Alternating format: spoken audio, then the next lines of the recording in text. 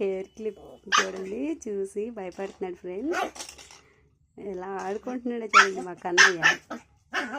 అదేంటో అనుకొని దాన్ని చూసి తెగ భయపడిపోతున్నాడు, అరిచేస్తున్నాడు దాని గురించి. కన్నయ్య కన్నయ్య కన్నయ్య కన్నయ్య అసలు దాని ఆలోచనలో ఉన్నారు కానీ నేను పిలిచినా వినిపించుకోవట్లేదు. అదేంటో ఆయన కొట్టడానికి వచ్చింది అనుకుంటున్నాడు ఫ్రెండ్స్.